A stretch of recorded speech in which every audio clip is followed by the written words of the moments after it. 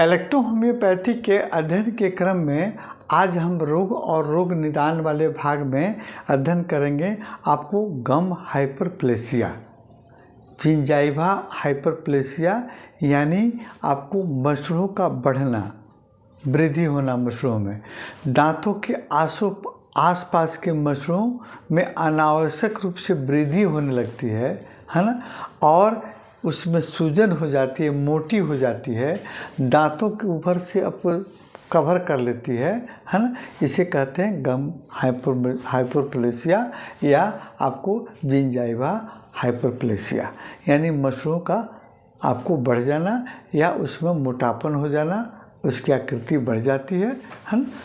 तो इसके कारण क्या हो सकते हैं? कारण में आपको दांतों के और मसलों की सफाई हम अच्छे ढंग से नहीं करते हैं तो फिर बैक्टीरियल इन्फेक्शन लगेगा और आपको मसलों में सूजन और आपको वृद्धि हो सकती है। बैक्टीरिया का संक्रमण भी कारण होता है और वहाँ हम दांतों की सफाई नहीं करते हैं, मसलों की सफाई नहीं करते तो वहाँ भी बैक्टीरियल इन्फेक्शन लग जाते हैं। और तीसरे नंबर में दवाओं का साइड इफ़ेक्ट, कई ऐसी दवाएं हैं जिसके प्रयोग से आपको मसलों में वृद्धि हो सकती है। जैसे आपको मिर्गी रोधक दवा, एंटी एपिलेप्सी मेडिसिन जो होता है ना, वो आपको जैसे मिर्गी का दौरा आता है किसी को बार बार, उसको रोकने के लिए आप उस दवा का प्रयोग करते हैं। इसका भी आपको साइड इफ़ेक्ट आपको मसलों के वृद्धि होने में हो सकती है। और फिर आपको एंटी इम्यून सप्रेशन या इम्यून सप्रेस मेडिसिन, यानी इम्यून सिस्टम हमारे प्रतिरक्षा प्रणाली को कमज़ोर करने के लिए या उसको नियंत्रित करने के लिए, कम करने के लिए है ना, उसकी क्रिया कम करने के लिए दवाओं का प्रयोग किया जाता है।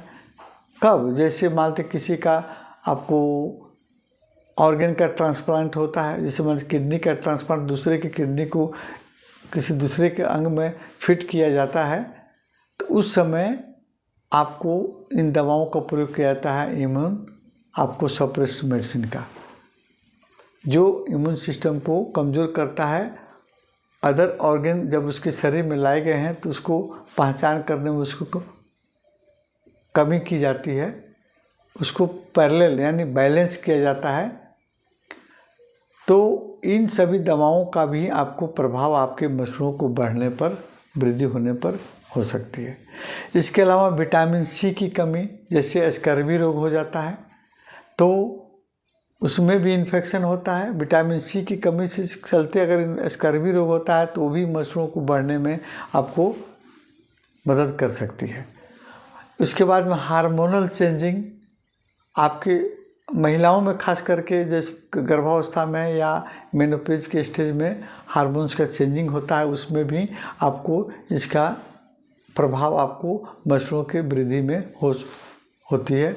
जेनेटिक्स है, वंशानुगत है, किसी के परिवार में आपको ऐसा होता रहा है तो फिर उसके बच्चे में भी इस तरह की संभावना ज़्यादा बन जाती है, प्रबल हो जाती है कि उसकी मसले भी आपको वृद्धि हो सकती है।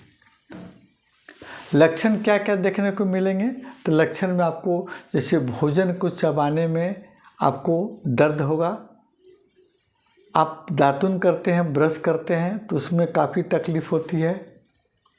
मसले, इस कारण मसले लाल और सूज जाती है, इसमें सूजन पैदा हो जाती है। और आप क्या मसले में आपको कभी कभी ब्लड भी आने लगता है, कभी कभी पस भी बन जाता है, उसमें पस भी आने लगता है। और सांसों से बदबूदार आपको बदबू आने लगती है, यानी दुर्गंध आने लगती है सांस से। तो इस तरह के सिम्टम आपको देखने को मिलेंगे, आपको लक्षण देखने को मिलेंगे आपको गम हाइपरप्लेसिया में। और इलेक्ट्रोहोम्योपैथ की औषधियाँ, इसमें सबसे आपको प्रमुख सिम्टम जो देखने को मिलेंगे कि आपके बात मसलों में सूजन हो गया, दर्द हो गया, लाली है या उसमें से ब्लड आ रहा है या पस आ रहा है, तो इसको हम कंट्रोल कर लेंगे तो फिर आपका गम हाइपरप्लेसिया कंट्रोल हो जाएगा। इसमें आप सबसे पहले आपके मसलों में सूजन है, दर्द है, लाली है तो एक्सटर्नल दवा A2C5 और B या G को आप या डब्ल्यू को, जैसे मानते हैं उसमें जलन है, दर्द है, तो बी को आप दे सकते हैं। अगर उसमें सूजन है, पस आ गया, तो जी का आप प्रयोग कर सकते हैं, है ना।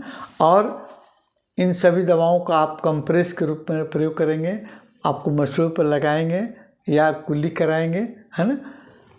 और खाने के लिए आपको A2C5S5 यही दवा, यही प्रोटोकॉल आप जो एब्सेस में दिया गया है वो भी आप कर सकते हैं। A2C5G और W का D4 से कंप्रेस लगाइए, S5C5C4 को या C4 के A2 और को आप 10th डाइल्यूशन में G के साथ में आप उसको पीने को दे दीजिए। इंजेक्शन नंबर 28 या 21 आप लगाइए, आपका उसमें मसलों में सूजन, दर्द, पसाना, ब्लड आना, ये सब आप कंट्रोल कर सकते हैं।